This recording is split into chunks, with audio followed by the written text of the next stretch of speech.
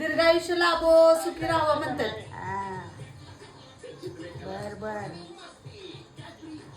आम्ही बोलायला ऐकू येतं का नुसतं बरोबर काय? बोललेलं ऐकू येतंय का म्हणतात. हा भजन चाललंय वे